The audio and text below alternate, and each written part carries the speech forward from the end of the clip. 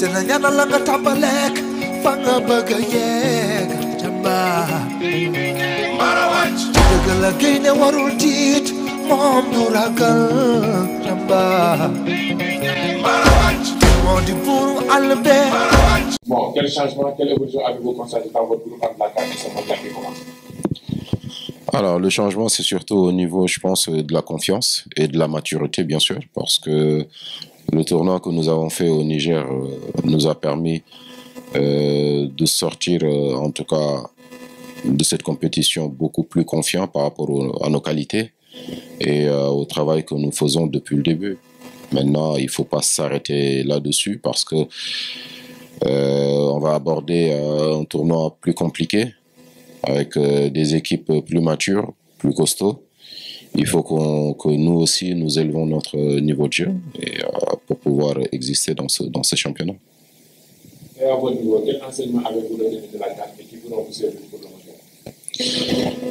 moment? Comme les joueurs, j'en suis sorti avec un peu plus d'expérience, plus de confiance et plus de maturité par rapport à mon métier d'entraîneur. Et toutes les leçons, en tout cas, que j'ai pu tirer de cette compétition de la CAN pourront me servir pour le mondial. Maintenant, il faudra tout mettre en place pour que ça puisse être bénéfique au groupe. Quels sont les enseignements que vous avez marqués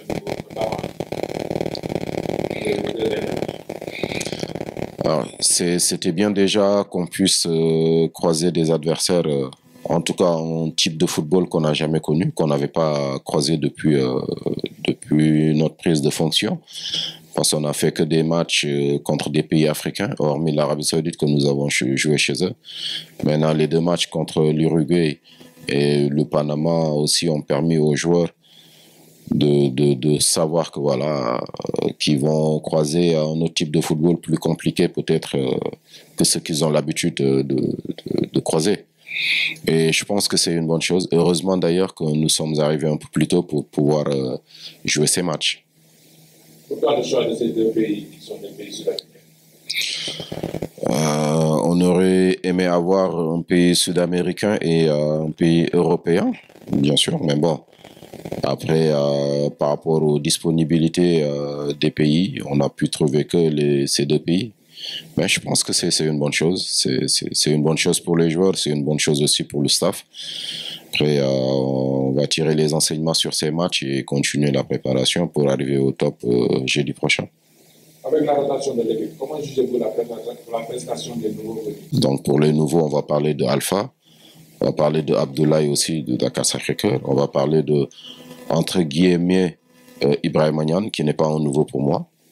Donc, ils se sont bien adaptés, ils sont bien intégrés par rapport au travail et par rapport à la vie de groupe. Et c'est important pour eux. Vous répétez comme étant une équipe défensivement bien posée. Elle a pris 4 buts sur les 2 rencontres handicap. Comment expliquez-vous ce petit changement? Bon, comme je l'ai dit, hein, sur le premier match contre l'Uruguay, on a été surpris par le niveau de jeu, surtout en premier temps. Après, on s'est réajusté en deuxième temps, ça a été mieux. Maintenant, contre le Panama, c'était surtout de la déconcentration, à notre niveau.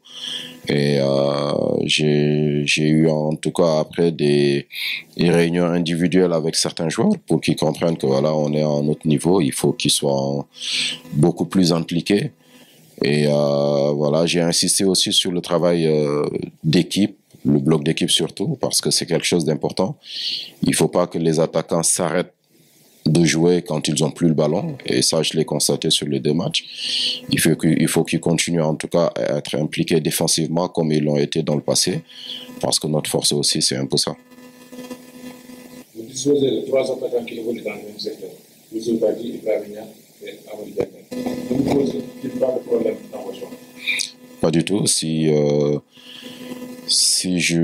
j'estimais en tout cas que j'aurais des difficultés par rapport à ces joueurs, j'aurais fait le choix de la facilité, c'est-à-dire éliminer 1 ou 2 joueurs pour être à l'aise. Mais bon, je ne suis pas là pour être à l'aise. Je suis là pour que les joueurs me mettent en difficulté, voilà, par rapport au choix que je fais. Maintenant, comme je l'ai dit, les choix vont se justifier par rapport aux séances d'entraînement, par rapport aussi au match.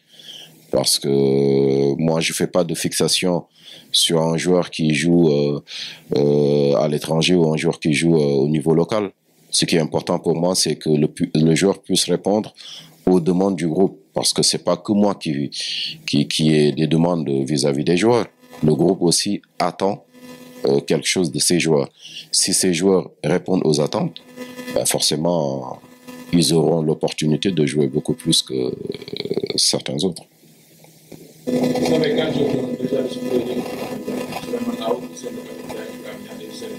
est-ce qu'on a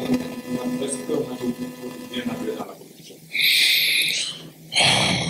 C'est bénéfique en tout cas pour eux, surtout ces joueurs-là qui ont déjà fait cette compétition, en espérant en tout cas qu'ils ont tiré des leçons sur leur participation précédente, parce que participer et ne pas en tirer de leçons, ça sert à rien. Donc, si en tout cas ils ont tiré des enseignements par rapport à leur participation précédente, ça pourrait être bénéfique pour eux et pour le groupe. Maintenant, s'ils ont participé et ne rien apprendre sur cette édition, ça sert à rien. Ne craignez-vous pas que les changements de climatique se rapportent aux joueurs dont la majorité évolue en Afrique? Non, pas du tout. Comme je l'ai dit, on est arrivé un peu plus tôt pour nous adapter. Et là, il fait pas froid. Peut-être sur les 2 premiers jours, quand nous sommes arrivés, il faisait vraiment froid pour certains. Mais là, franchement, voilà, le temps, il est bon. Le fait que vos joueurs, les sacs de vos joueurs, soient prévisés par des clubs européens.